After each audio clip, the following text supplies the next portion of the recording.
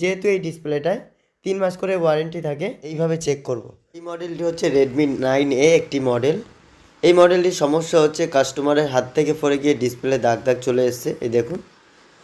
তো এই ডিসপ্লেটা আমি রিমুভ করব এবং রিমুভ করার প্রত্যেকটা স্টেপ বাই স্টেপ প্রসেস কিন্তু আমি দেখাতে চলেছি। এই ভিডিওটা দেখার পরে অ্যান্ড্রয়েড ফোনের ডিসপ্লে স্টেপ বাই স্টেপ রিপ্লেসমেন্টের কোনো ধরনের আর কোনো প্রবলেম আপনাদের হবে না, আর অন্য কোনো ভিডিও দেখতে হবে না।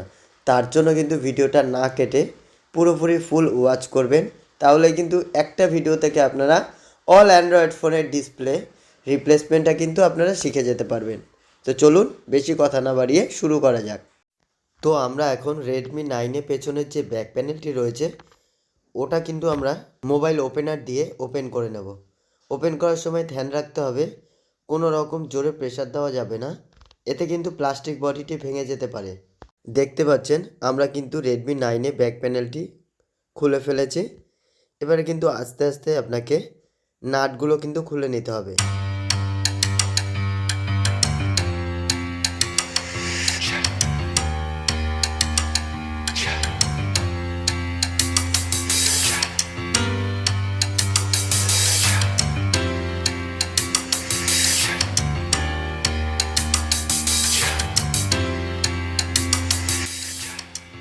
MI9 সেটটিতে দেখতে পাচ্ছেন চার্জিংয়ের লাইন কিন্তু আলাদাভাবে করা রয়েছে। নিচের কানেকশানটি মূলত চার্জিং কানেকশান, এটি সাববোর্ডের সাথে কিন্তু যুক্ত রয়েছে। তো আমরা কানেক্টারটিকে কিন্তু খুলে দেব।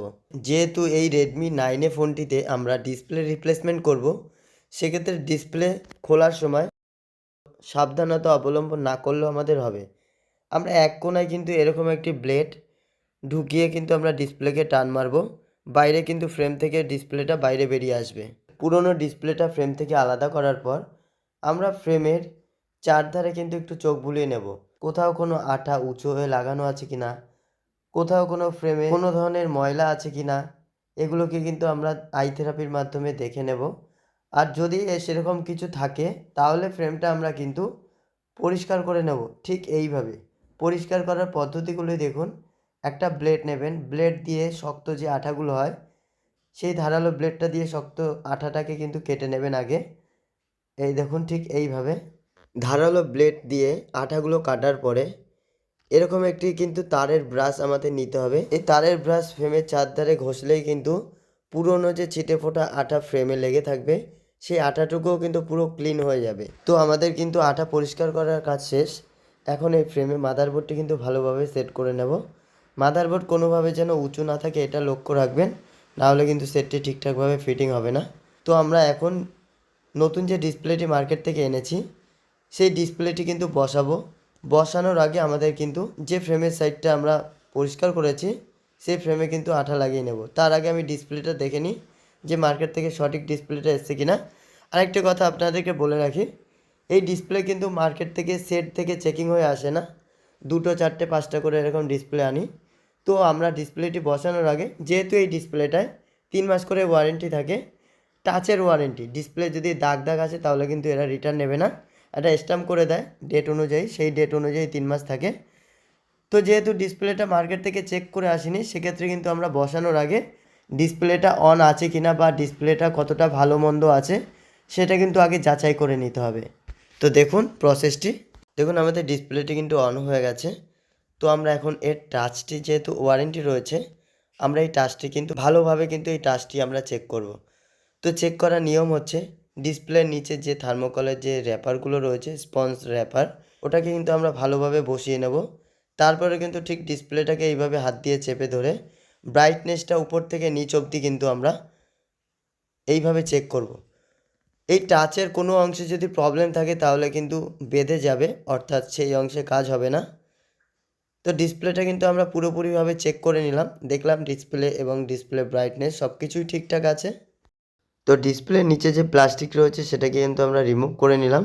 এতে ডিসপ্লের যে নেগেটিভ কানেকশান এটি কিন্তু ভালো পাবে, অর্থাৎ এটি ভালো পাওয়ার কারণ হচ্ছে টাচ কিন্তু আমাদের প্রপারলিভাবে কাজ করবে। তো সেক্ষেত্রে কিন্তু প্লাস্টিকের যে রেবনটি রয়েছে আমরা কিন্তু তুলে নেব। যে আঠা দিয়ে ডিসপ্লেটি আমরা পেস্টিং করব তার মডেল হচ্ছে G302। তো G302 এটা একটি নতুন আঠা, ইউজ করে মোটামুটি এর আগে একটা ইউজ করেছি, ভালো, মোটামুটি ডিসপ্লে ছেড়ে যায় কম। তো আপনারাও চাইলে কিন্তু এই আঠাটি ইউজ করতে পারেন। তো ফ্রেমের চারধারে কিন্তু খুব বেশি আঠা দেবেন না, এতে ডিসপ্লের ভিতরে আঠা ঢুকে কিন্তু টাচ বন্ধ করে দিতে পারে, অর্থাৎ টাচ উল্টোপাল্টা কাজ করা, ডিসপ্লেতে দাগ চলে আসা। তো আপনারা চেষ্টা করবেন ডিসপ্লে লাগানোর সময় ফ্রেমে হালকা করে কিন্তু আঠা দেওয়ার চেষ্টা করবেন। তো এই ফোনটির ক্ষেত্রে আমরা এক্ষুনি গার্ডার লাগাবো না, ফোনটি ফিটিং করার পরে কিন্তু আমরা সুন্দর করে গার্ডার ফিটিং করে কাস্টমারকে হ্যান্ড ওভার করবো। ফোনের যে পার্টসগুলো আমরা খুলেছিলাম সুন্দর করে সেই জায়গায় সেগুলোকে বসিয়ে স্ক্রু দিয়ে কিন্তু ভালোভাবে টাইট দিয়ে দেবো। ব্যাস, স্ক্রু টাইট দেওয়ার কাজ কিন্তু আমাদের শেষ। এবারে ব্যাক প্যানেলটা সুন্দরভাবে আমরা লাগিয়ে দেবো। একটা কথা মাথায় রাখবেন, ব্যাক প্যানেলটা লাগানোর সময় ডিসপ্লের উপরে চাপ দিয়ে ব্যাক প্যানেলটা ঠেলবেন না, এতে কিন্তু ডিসপ্লের ক্ষতি হতে পারে। তো কিভাবে আমরা চাপবো, ব্যাক প্যানেলে একটা আঙুল দেবেন আর মিডিলে একটা আঙুল দেবেন, প্রেসার দিলেই কিন্তু আটকে যাবে, সুতরাং ডিসপ্লেতে চাপ দেবেন না। তো আমরা কিন্তু সিম ঢুকিয়ে ফোনটাকে অন করলাম, দেখুন অন কিন্তু হয়ে গেছে। এবারে ভালোভাবে ডিসপ্লেটা চেক করে আমরা কিন্তু গার্ডার পেস্টিং করব। এবার ওয়েট করো কাস্টমার আসার এবং কাস্টমারকে ভালোভাবে ফোনটি ডেলিভারি দেওয়ার। কাস্টমারকে যেহেতু বলেছি যে এই দামের মধ্যে ডিসপ্লে যদি লাগান তাহলে একটা টেম্পার গ্লাস চলে আসবে, আপনার টাকা দিতে হবে না। সেক্ষেত্রে সেই শর্ত অনুযায়ী আমরা কিন্তু উপরে যে প্লাস্টিকের কাগজটি রয়েছে ওটা তুলে গ্লাসটি কিন্তু আমরা লাগিয়ে দেব। গ্লাসটি লাগানোর পরে আমরা গার্ডারটি লাগিয়ে দেব। গার্ডার লাগিয়ে কাস্টমার জন্য আমরা ওয়েট করব, কাস্টমারকে হ্যান্ড ওভার দেওয়ার জন্য ফোনটি। তো দেখুন বেশি গার্ডার নষ্ট না করে একটা গার্ডারেই কি সুন্দরভাবে কিন্তু ডিসপ্লেটা কভার হয়ে গেছে। তো আজকের এই ভিডিওটি যদি ভালো লাগে প্লিজ লাইক শেয়ার সাবস্ক্রাইব করে এই চ্যানেলটির পাশে থাকবেন। দেখা হচ্ছে পরের ভিডিওতে।